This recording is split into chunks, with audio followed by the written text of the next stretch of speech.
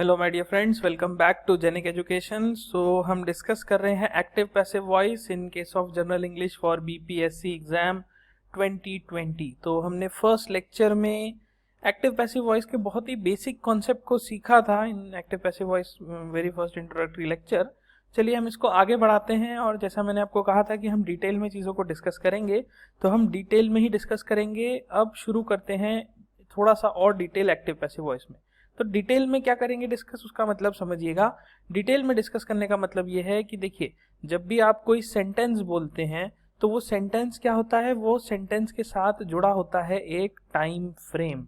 Okay, now time frame मतलब कैसा कि वो सेंटेंस क्या पास्ट में है, क्या वो सेंटेंस प्रेजेंट में है, या फिर क्या वो सेंटेंस फ्यूचर में होगा। ओके, तो अगर आप कोई भी एक्शन की बात करो, कोई भी एक्शन की, तो एक्शन कहाँ परफॉर्म होगा, या तो पहले हो चुका होगा, या अभी हो रहा होगा, या फिर आगे होने वाला होगा। यही तीन केसेस बन सकते हैं।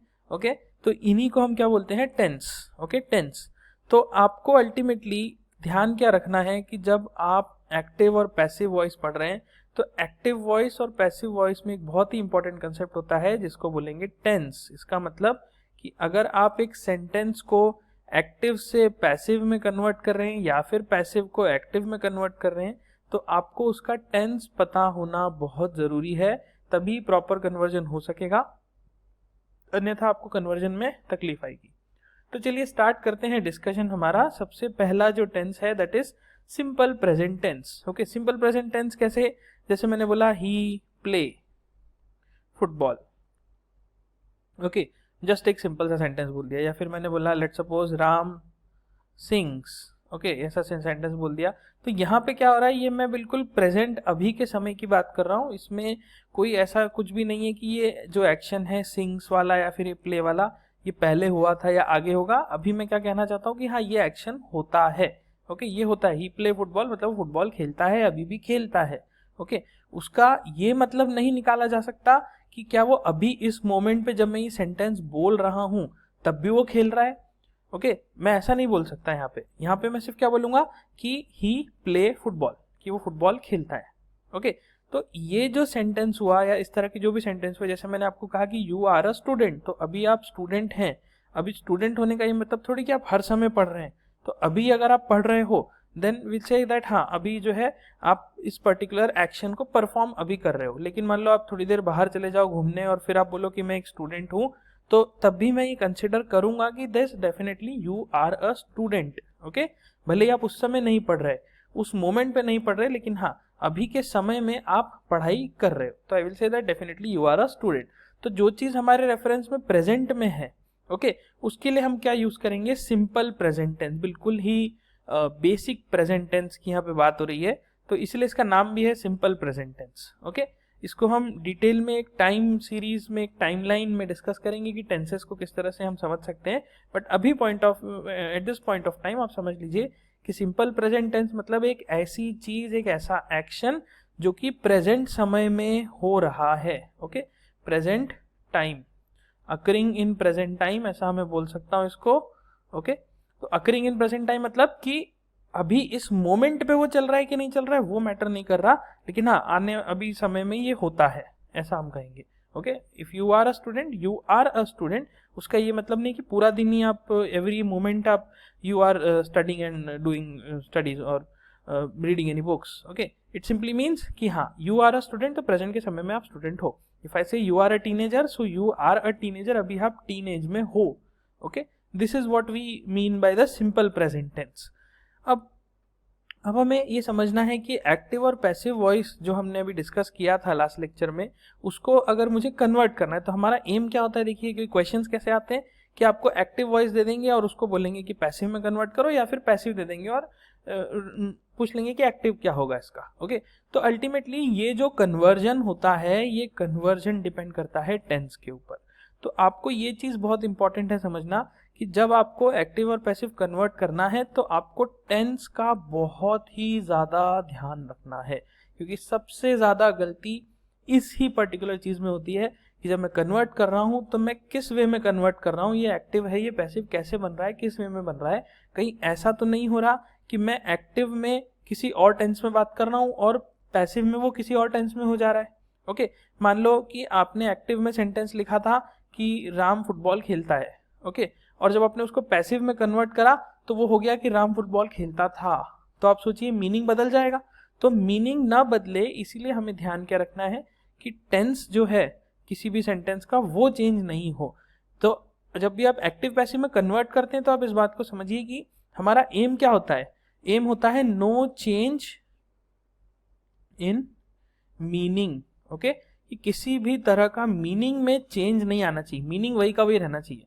ओके, मैं अगर कह रहा हूँ सिंपल प्रेजेंट में कि राम फुटबॉल खेलता है और आपने जब उसको लेट सपोज पैसिव में कन्वर्ट किया तो आपने ये कह दिया कि हाँ फुटबॉल जो है वो राम के द्वारा खेली गई थी, तो ये सेंटेंस गलत हो जाएगा क्योंकि मैं टेंस को बदल दूंगा। ओके, ये नहीं करना है हमें। तो इसीलिए हमारे पास कुछ स्पेसिफिक रूल्स हैं, वो बहुत ही इंपॉर्टेंट है। तो एक एक करके हम रूल डिस्कस करते हैं और इसे समझते हैं।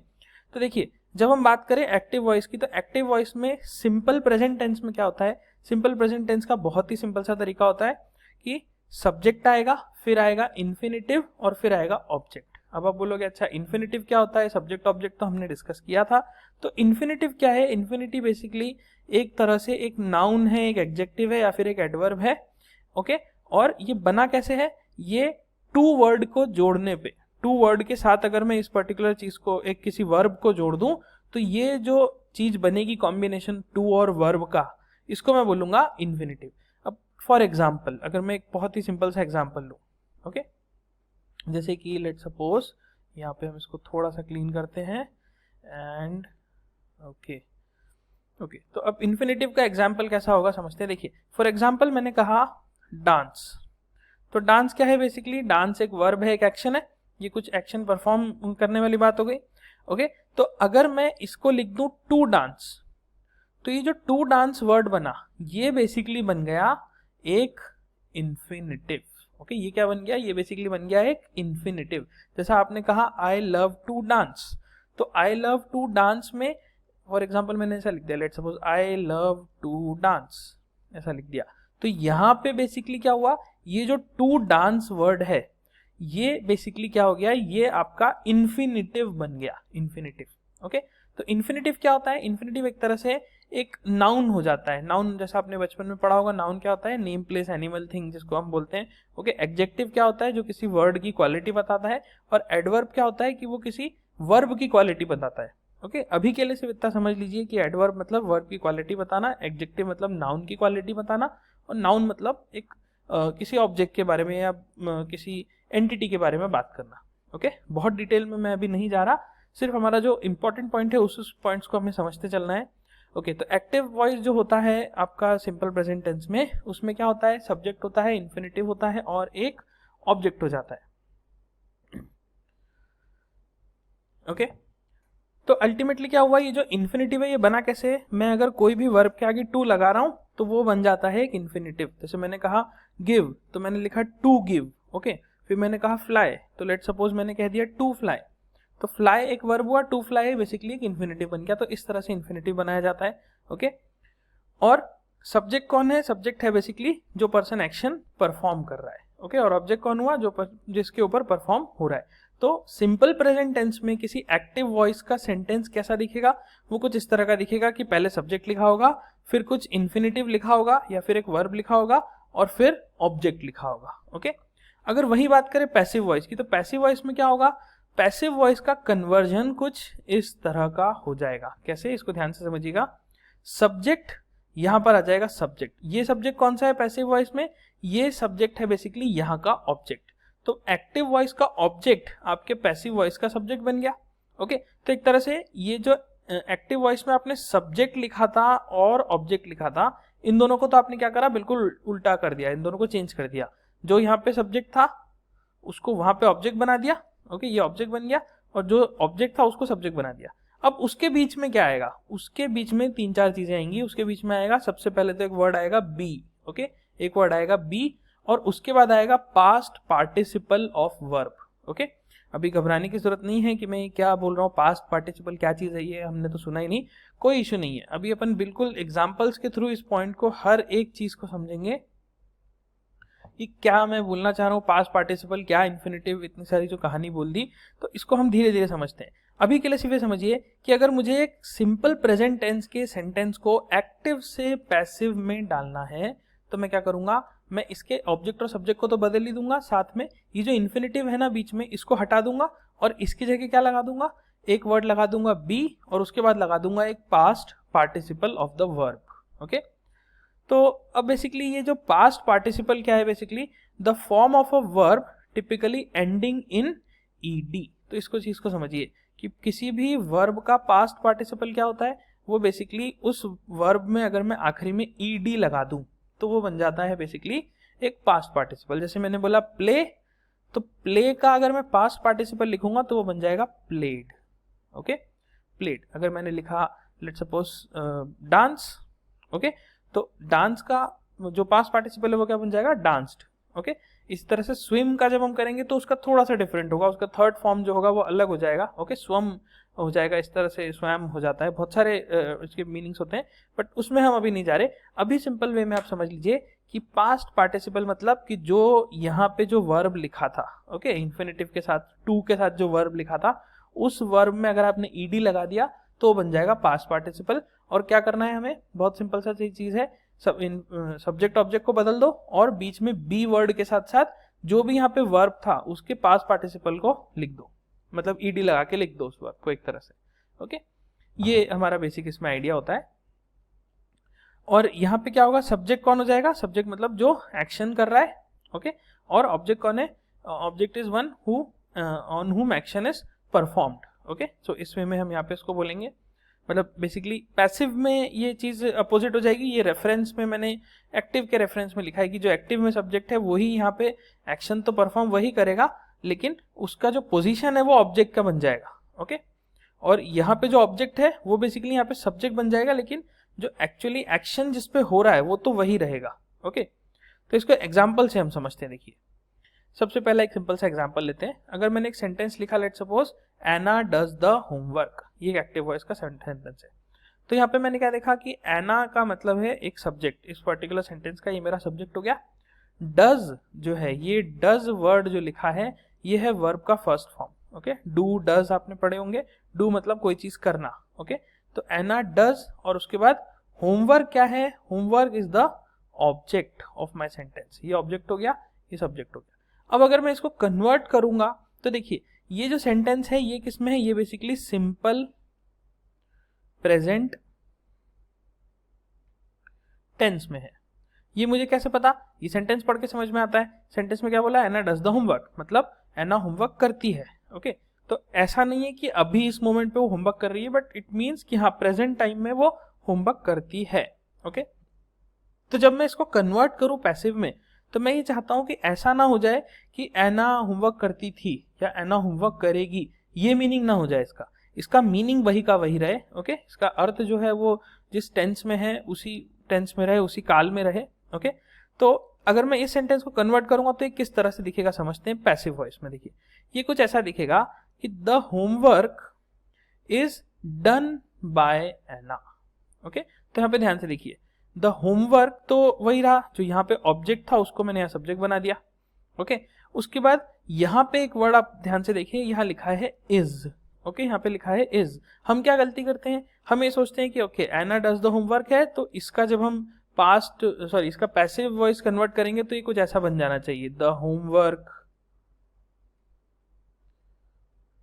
Was done by Anna. Okay, ये सबसे कॉमन मिस्टेक है। ये एग्जांपल इतना सिंपल है बट फिर भी ये सबसे ज्यादा गलतियां यहाँ पे होती हैं। हम सेंटेंस कुछ ऐसा लिख देते हैं, the homework was done by Anna. अब आप खुद सोचिए, अगर वॉज वर्ड को हम देखें तो वॉज वर्ड तो पास्ट को शो करता है, तो हमें यहाँ पे तो ये सेंटेंस प्रेजेंट फॉर्म में दिया है, प्रेजेंट मतलब इज फॉर्म में दिया हुआ है कि अभी ऐसा होता है, तो इस वजह से ये सेंटेंस गलत हो जाता है और ये जो मीनिंग है आपका ये डिफरेंट इंटरप्रिटेशन हो जाता है।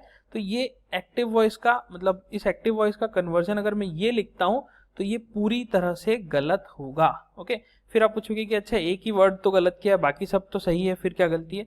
तो ऐसा नहीं होता, ये मैथ्स में ऐसा स्टेप मार्किंग हो जाता है। यहाँ पे ये स्टेप मार्किंग का कंसेप्ट नहीं चल रहा है कि 4 लाइनें आपने सही लिख दी तो आपको नंबर मिल जाएगा एक वर्ड गलत लिखने से, कि अल्टीमेटली यही वर्ड ही तो डिफाइन कर रहा है कि आपको कितना अच्छे से एक्टिव और पैसिव समझ में आता है।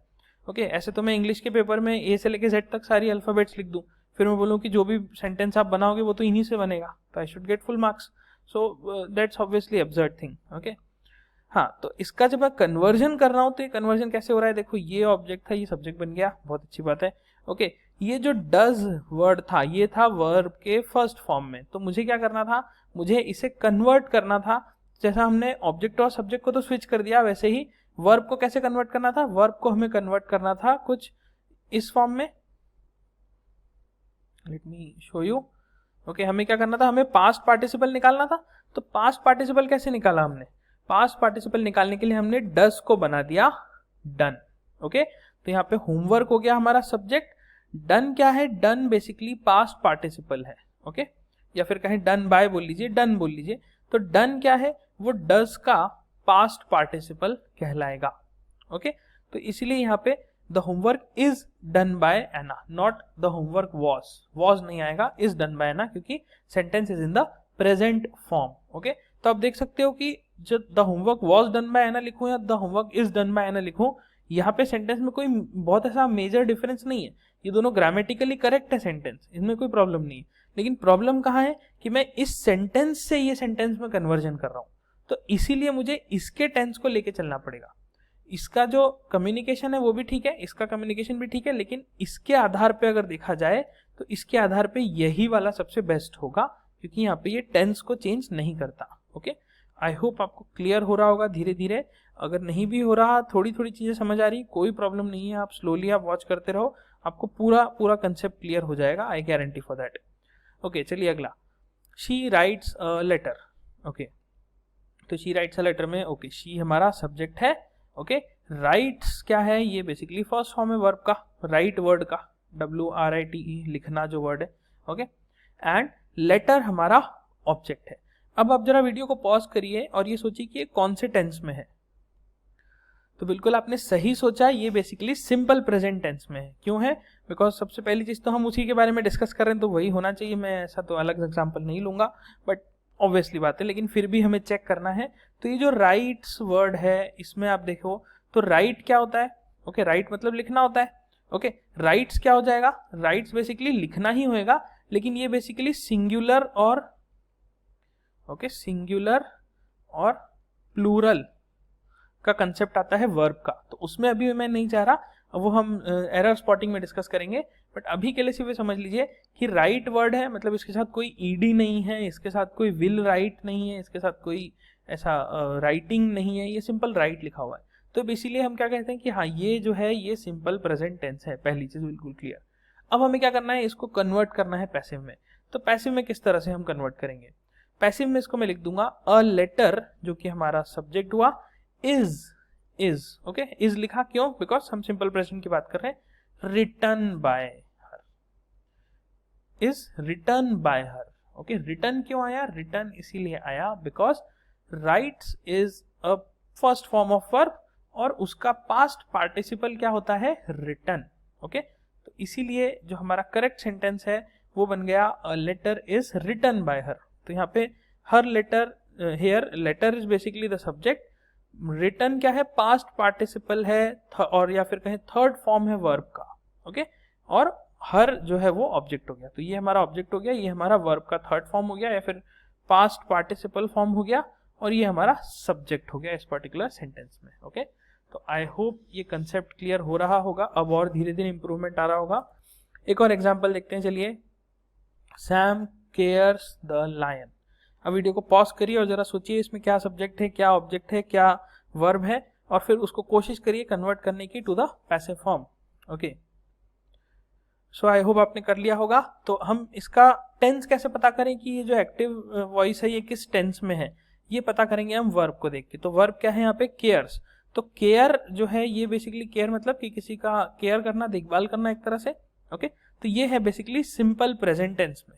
ओके, सिंपल प्रेजेंट टेंस में ये सेंटेंस लिखा हुआ है। तो अब मुझे क्या करना है, मुझे इस सेंटेंस को कन्वर्ट करना है into the active voice, sorry into the passive voice. तो मैं क्या करूंगा, सबसे पहले मैं स्टार्ट करूंगा द लायन। तो मुझे यहाँ पे इस पर्टिकुलर सेंटेंस को जब कन्वर्ट करना है, तो द लायन मेरा सब्जेक्ट बन गया, अब आप बताइए द लाइन के बाद इज आना चाहिए या फिर वॉज आना चाहिए। तो आई होप समझ गए होगे आप कि डेफिनेटली इजी आएगा क्योंकि हम वही डिस्कस कर रहे हैं, बट जोक्स अपार्ट हम सिंपल प्रेजेंट टेंस की बात कर रहे हैं इसीलिए इज आएगा। ओके, हम इसलिए हम डिस्कस कर रहे हैं इसीलिए इज नहीं आने वाला। तो यहाँ पर अगर हम देखें तो ये सैम हमारा बन गया सब्जेक्ट, केयर्स बन गया वर्ब का फर्स्ट फॉर्म और लायन बन गया ऑब्जेक्ट। तो अब जब मैं इसको पैसिव फॉर्म में लिखूंगा तो the lion is cared by Sam हो जाएगा। तो ये केयर वर्ड का जो था पास्ट पार्टिसिपल क्या होता है, केयर्ड। ओके, और ये इज आ गया बिकॉज सिंपल प्रेजेंट टेंस की बात हो रही है। तो this is how we converted a active voice form into the passive voice form. Okay, तो यहाँ पे आप ध्यान से देखिए, यहाँ पे फोकस किस पे जा रहा है, सैम पे, और यहाँ पे फोकस किस पे जा रहा है, लायन पे। तो जो न्यूज़पेपर होते हैं उसमें जनरली इस तरह की स्ट्रेटेजी यूज की जाती है कि वो जब किसी सेंटेंस को फ्रेम करते हैं तो वो ये देखते हैं कि उसको उस पर्टिकुलर सेंटेंस में उनको किस पे फोकस देना है।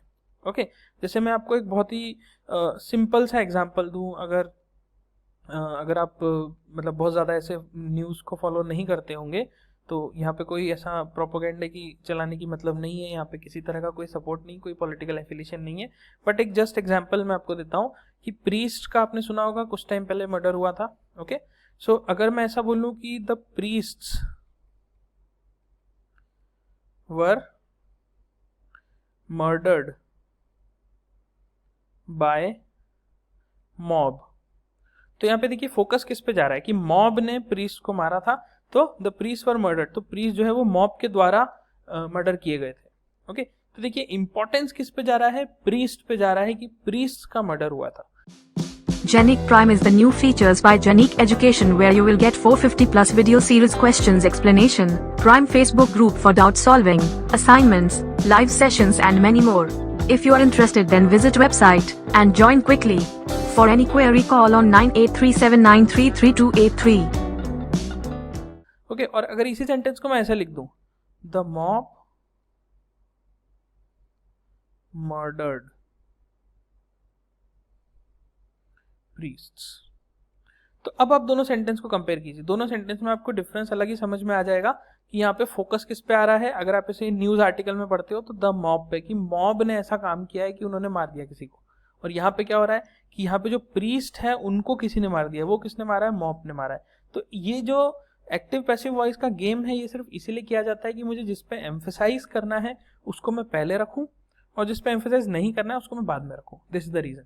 ओके, तो आई होप ये एग्जाम्पल भी क्लियर हुआ होगा। अगले एग्जाम्पल पे आते हैं, एक्टिव वॉइस। तो एक्टिव वॉइस है यहाँ पे हमने लिखा they sell that house. Okay, बहुत ही सिंपल सा एग्जाम्पल बट फिर भी गलतियां होती है। दे सेल दैट हाउस, ये एक एक्टिव वॉइस में है, तो यहाँ पे फोकस किस पे, दे पे कि उन्होंने किसी घर को सेल कर दिया।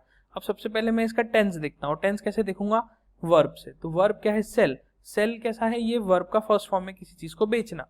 Okay, they sell that house. तो अब अगर मैं इस सेंटेंस को कन्वर्ट करता हूं इनटू द पैसिव वॉइस, तो पहले तो सोचिए यहाँ पे ये सब्जेक्ट हो गया, फिर सेल वर्ब हो गया, दैट हाउस ये बेसिकली हो गया ऑब्जेक्ट। अब मैं इसको जब कन्वर्ट करूंगा तो कैसा दिखना चाहिए, ये जो ऑब्जेक्ट है दैट हाउस, ओके, ये पहले आ गया, उसके बाद आएगा वर्ब। तो वर्ब कैसा आएगा, सेल का थर्ड फॉर्म, पास्ट पार्टिसिपल। तो सेल या फिर सेल का जो थर्ड फॉर्म है वो होता है सोल्ड। ओके, तो यहाँ पे कुछ इस तरह से हमें इसका रिजल्ट दिखने को मिलेगा कि द हाउस या फिर that house is sold by them.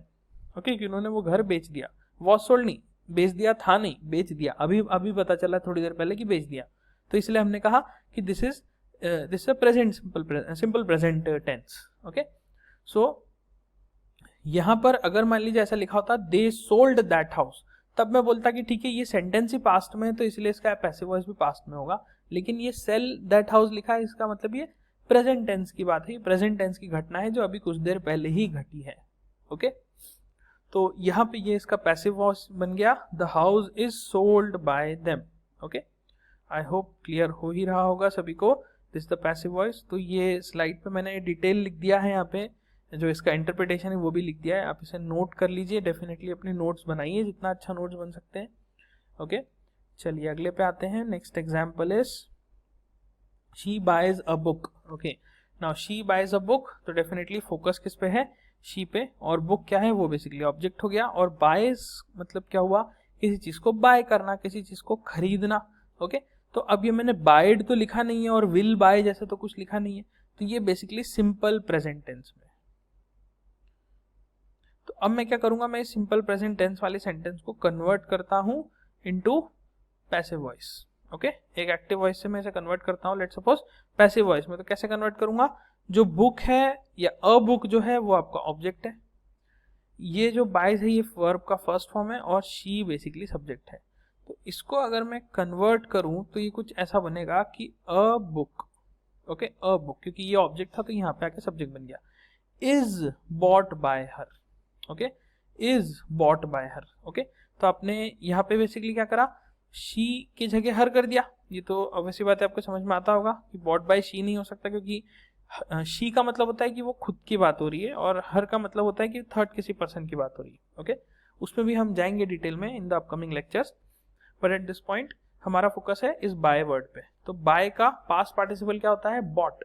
Okay, जैसे सेल का सोल्ड होता है वैसे बाय का बाइड नहीं होता, बाय का बॉट हो जाता है। ओके, तो ये सेंटेंस बन जाएगा a book is bought by her. Okay, a book is bought by her. तो ये फोकस किस पे आ रहा है, बुक के ऊपर आ रहा है। ओके, तो यहाँ पे अगर मैं इसका थोड़ा सा मीनिंग बताऊं तो ये आप इंटरप्रिटेशन लिख सकते हैं, her book is basically the subject, okay, and bought is basically verb का थर्ड फॉर्म और object, this is by her वाला जो है that is your object. Okay, अगला एग्जाम्पल, so अगला एग्जाम्पल इज जेसिका प्लेज, और Jessica always plays the piano. Okay, तो plays, always plays the piano, ठीक है, बहुत अच्छी बात है। तो ऑलवेज यहाँ पे ऐसा कोई काम नहीं कर रहा, इंपॉर्टेंट क्या चीज है, प्लेज। ओके, तो प्लेज इंपॉर्टेंट है, तो प्ले किस में है, play basically simple present tense में, इसको मुझे कन्वर्ट करना है पास्ट पार्टिसिपल में। तो अब आप जरा वीडियो पॉज करके ढूंढिए जरा नेट पे कि what is the past participle form of play. Okay, so what you will find that play का पास्ट फॉर्म हो जाता है basically PLAYED, it's as simple as that. तो सीधा मुझे क्या करना है, प्ले को कन्वर्ट कर देना है प्लेड फॉर्म में। तो यहाँ पे किस तरह से मैं अप्रोच करूंगा क्वेश्चन को देखते हैं, चलिए। यहाँ पे हमने Jessica always plays the piano, तो द पियानो बन गया मेरा ऑब्जेक्ट। ओके, और जेसिका हो गया मेरा सब्जेक्ट। तो अब मुझे इसको रिवर्स करना है साथ में वर्ब का ध्यान रखते हुए, तो let us do this change, और ये बन जाएगा कुछ इस तरह से, that is the piano is always played by Jessica. Okay, तो बेसिकली ऑलवेज जो वर्ड है ना वो एक तरह से एडवर्ब है, तो यहाँ पर ऑलवेज कोई रोल प्ले नहीं कर रहा। जैसे मैं अगर इसको ऐसा लिख दूं कि जेसिका प्लेज द पियानो, तो ये भी फाइन, इट्स गुड, लेकिन ऑलवेज प्लेज द पियानो से क्या हुआ कि वो जो एक्शन हो रहा है उसकी स्ट्रेंथ के बारे में हमें पता चल रहा है। कि अगर मैं सिर्फ एक सेंटेंस लिखता हूँ जेसिका प्लेज द पियानो, तो अपन क्या सोचेंगे कि हाँ ठीक है, बजाना आता होगा, might be she might be trying someday. Okay, लेकिन जब ये लिख दिया कि always plays the piano, it means it shows कि यहाँ पर बेसिकली एक फोकस जो आ रहा है वो किस पे आ रहा है कि प्ले तो है ही, लेकिन प्ले को और थोड़ा सा क्वालिटी मिल जाएगी, ऑलवेज, एवरी टाइम। ओके, तो ये तरह से हम कन्वर्जन कर सकते हैं एक्टिव में, एक्टिव से पैसिव में। ओके, एंड ऑब्वियसली बात है रिवर्स भी ट्रू ही होगा। ओके, तो चलिए कुछ एक्सरसाइज लेते हैं। लेट्स सपोज मैंने पहला लिखा ही ओपन्स द डोर, दूसरा we sat the table, okay, we set the table, she pays a lot of money, and I draw a picture, and they wear blue shoes. Okay, तो सबसे पहले चलिए मैं sentence का answer नहीं दिखाता, तो आप वीडियो को पॉज करिए and let us convert it yourself. तो ये एक्सरसाइज बेस्ड रहेगा वीडियो, सिर्फ ऐसा नहीं कि देख लिया वीडियो और आगे बढ़ गए, आप इसको सॉल्व कीजिए। ओके, मैं यहाँ पे आपको 2 मिनट का पॉज करने के लिए कहूंगा। तो चलिए, आई होप आपने सॉल्व कर लिया होगा। चलिए पहला देखते हैं क्या बोला उसने, ही ओपन्स द डोर। तो ओपन्स वर्ड पढ़ के समझ में आ गया, सिंपल प्रेजेंट है, बहुत अच्छी बात है। ओके, ही जो है ये बेसिकली सब्जेक्ट है, ये ओपन्स बेसिकली वर्ब है जिसका हम फर्स्ट फॉर्म बोलेंगे, and opens, he opens the door. तो द और डोर ये जो है ये बेसिकली आपका ऑब्जेक्ट बन गया। तो अब यहाँ पे क्या करोगे, यहाँ पे आप सबसे पहले ऑब्जेक्ट लिखोगे, तो हम क्या लिखेंगे, the door. Okay, the door was opened by him, नहीं वॉज नहीं आएगा, the door is opened by him होना चाहिए, तभी जाके ये करेक्ट हो सकता है, because we are in the simple present tense. तो ओपन का अगर मैं पास्ट पार्टिसिपल देख रहा हूं, ओके, ओपन का past participle, let me clear this part, okay fine.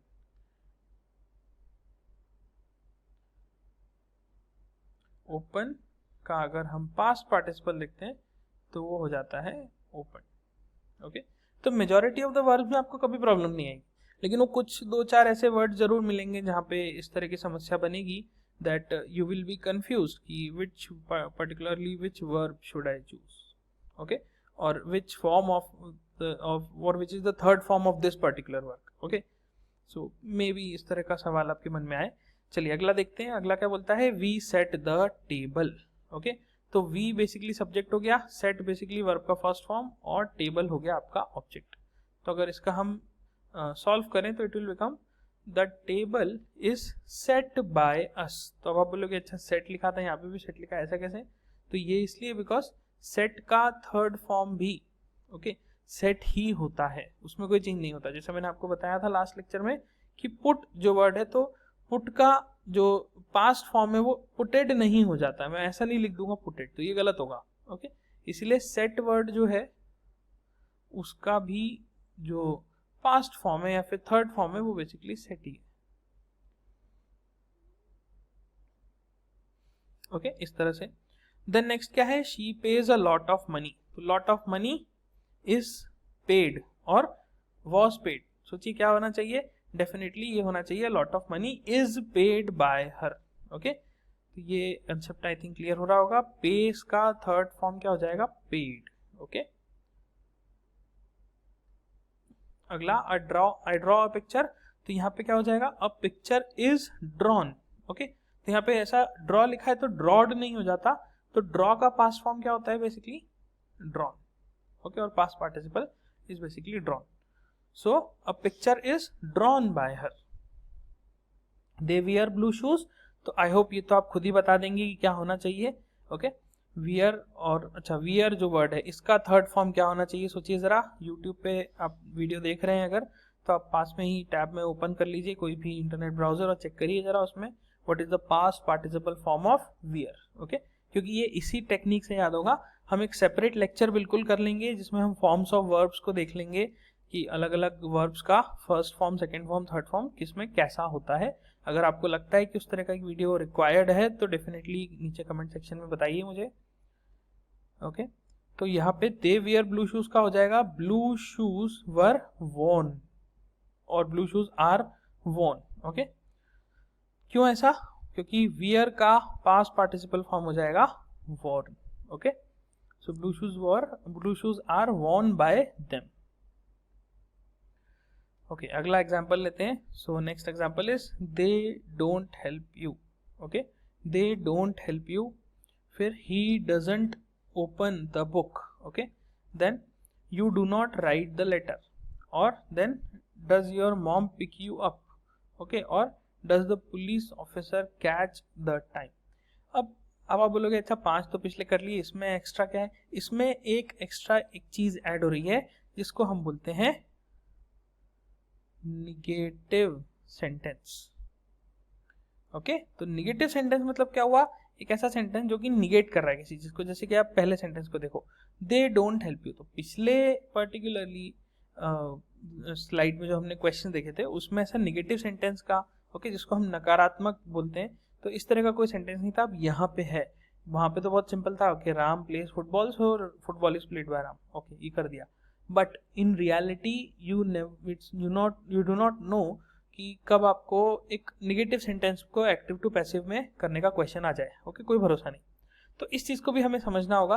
तो कैसे करेंगे समझते हैं। देखिए, अल्टीमेटली जो फॉर्म है, जो स्ट्रक्चर है, वो तो वही रहेगा, सिर्फ थोड़े बहुत ऊपर नीचे एडजस्टमेंट होंगे and will be good to go. Okay, तो यहाँ पे देखिए, क्योंकि वो स्ट्रक्चर वही है जो ऑब्जेक्ट और सब्जेक्ट को चेंज करने का था, तो यहाँ पे ऑब्जेक्ट क्या है और सब्जेक्ट क्या है, सोच लीजिए। दे बेसिकली हो गया आपका subject. Okay, they don't help you, you जो है ये बेसिकली हो गया ऑब्जेक्ट। नाउ लेट अस सी कि ये पैसिव कैसा बना होगा। तो ये बन जाएगा you are not helped by them. Okay, why, because they don't help you. So if they don't help you then you are not helped by any of them. इसको हम इस तरह से बोल सकते हैं। Now if you do not buy, okay, sorry you are not help by them. तो अगर इस तरह से सेंटेंस है तो यहाँ पे आप देखिए कन्वर्ट क्या हो रहा है, जो पहले हम इज लगा रहे थे, आर लगा रहे थे, उसके साथ एक नया वर्ड हमने जोड़ दिया है, दैट इज नॉट। ओके, मान लीजिए सेंटेंस ऐसा होता, दे हेल्प यू। ओके, तो मैं यहाँ लिखता you are helped by them, but they don't help you means you are not help by them.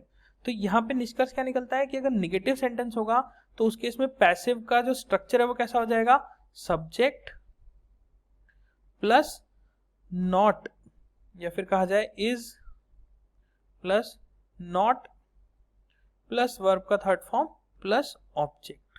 Okay, कुछ इस तरह का सेंटेंस मैं यहां से बना सकता हूं।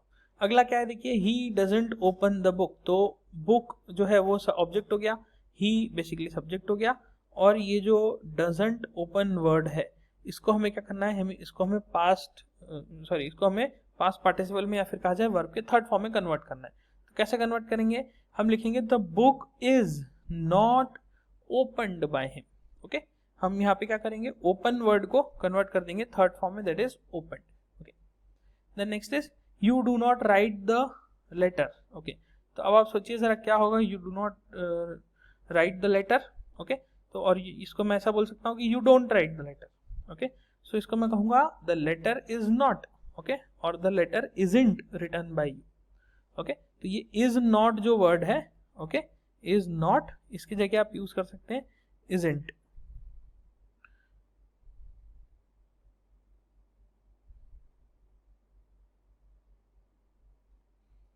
सॉरी, यहाँ पे थोड़ा सा मिस्टेक हो गया। Okay, now it's clear. Okay, तो इज नॉट को मैं लिख सकता हूँ ISN and then apostrophe and T, so this is the isn't।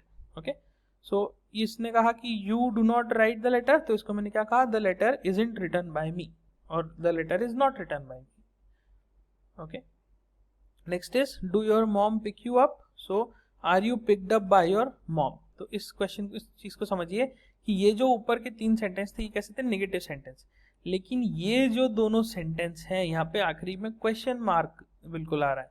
तो ये क्वेश्चन मार्क क्यों आ रहा होगा, बिकॉज ये दोनों ही सेंटेंस को हम कहते हैं इंटेरोगेटिव। Okay, interrogative sentence. तो इसमें डिफरेंस क्या होता है, देखिए does your mom pick you up को मैंने क्या लिखा, are you picked up by your mom. Okay, तो हमें अगर एक्टिव वॉइस एक क्वेश्चन है तो पैसिव वॉइस को भी एक क्वेश्चन की फॉर्म में ही रखना होगा। हम ऐसा नहीं कर सकते कि एक्टिव वॉइस जो है वो क्वेश्चन का एक्टिव वॉइस था और उसको पैसिव वॉइस बनाते बनाते हमने उसका मीनिंग बदल दिया, उसकी फैमिली बदल दी, सब बदल दिया एक तरह से। ओके, मीनिंग बदल दिया, ऐसा नहीं हो सकता। तो इसीलिए यहाँ पे क्योंकि ये इंटेरोगेटिव सेंटेंस है तो आपका जो पैसिव वॉइस है वो भी इंटेरोगेटिव ही होना चाहिए। अगला, does the police officer catch the thief. Okay, तो इसको जब मैं कन्वर्ट करूंगा यहाँ पे क्या लिखूंगा, is the thief caught by the police officer. तो यहाँ पे ये ध्यान रखिएगा कि जो एक्टिव वॉइस है उसमें तो ये सिंपल प्रेजेंट में, लेकिन जब ये पैसिव वॉइस में जाती है सिंपल प्रेजेंट में ही तो वो कैच का बन जाता है caught. Okay, caught. So I hope ये कंसेप्ट भी आपको क्लियर हुआ होगा। ओके, और कुछ इसमें एक्स्ट्रा हम क्वेश्चन देखते हैं। चलिए, अब ये थोड़े से डिफरेंट क्वेश्चन है। तो देखिए अभी तक जो हमने क्वेश्चन डिस्कस करे उसमें क्या था, एक एक्टिव वॉइस दिया था और आपको उसको पैसिव वॉइस बनाना था। अब मैं थोड़ा सा इसमें पैटर्न चेंज करता हूँ और यहाँ पर मैं कुछ इस तरह के वर्ड देता हूँ जिसमें कि आपको एक सेंटेंस दिया है। ओके, और आपको ये बताना है कि अगर मुझे इस सेंटेंस को पैसिव वॉइस में कन्वर्ट करना है तो इस पर्टिकुलर जगह पे इस वर्ब का कौन सा फॉर्म आ सकता है।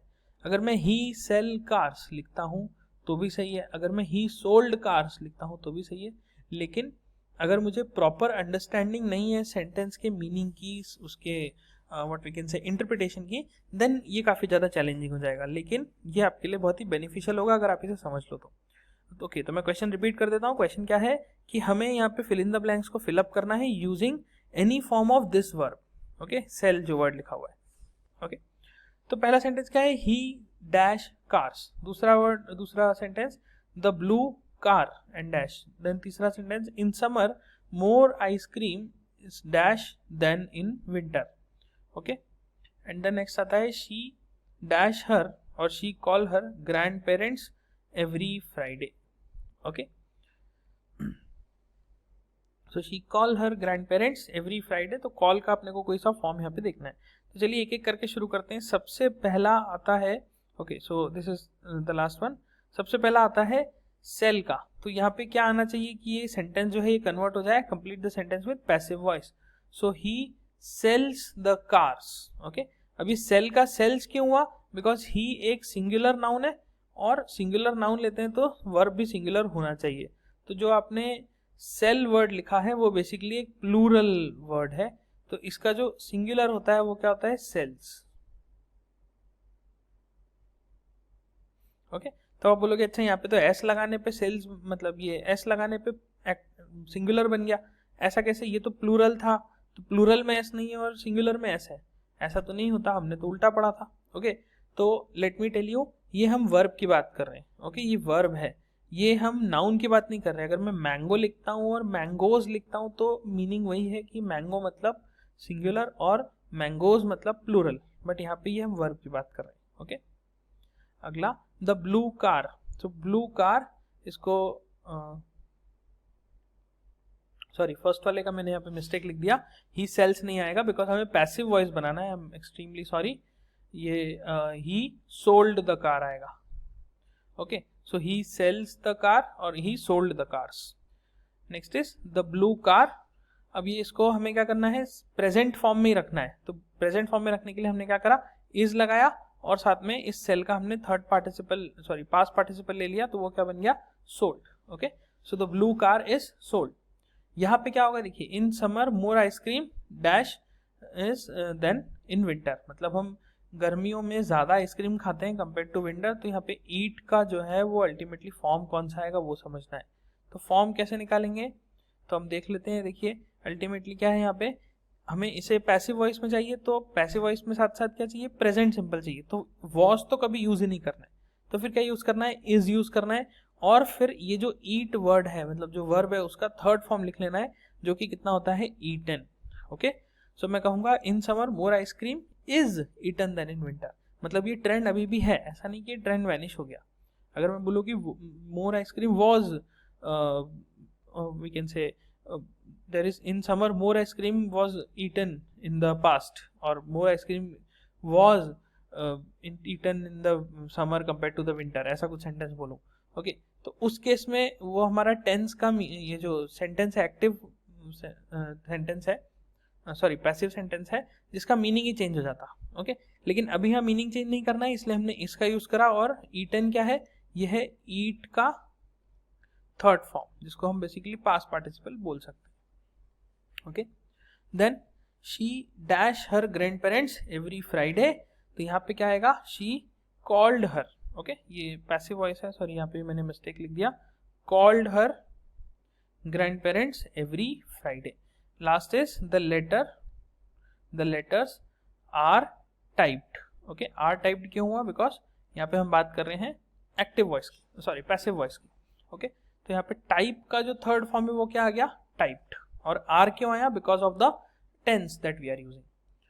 तो आई होप ये कंसेप्ट आपको क्लियर हुए होंगे। So that's all for this video. Simple present tense में एक्टिव पैसिव वॉइस कन्वर्जन कैसे होता है ये मैंने इसमें काफ़ी डिटेल में कवर किया है।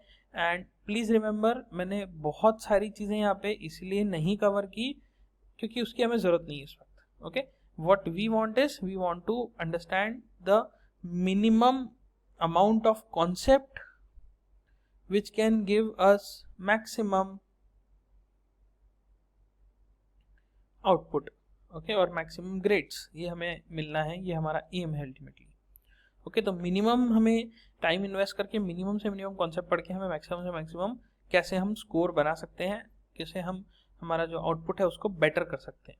और ये मैंने ऐसा क्यों करा है? इट्स बिकॉज कि इसमें मैंने बहुत सारी रिसर्च करी and what I found is कि जो चैलेंज है वो यही है कि आप क्वेश्चन तो सॉल्व कर लेते हैं बट उसमें जो बहुत ही छोटी सी मिस्टेक है उसकी वजह से पूरा गलत हो जाता है।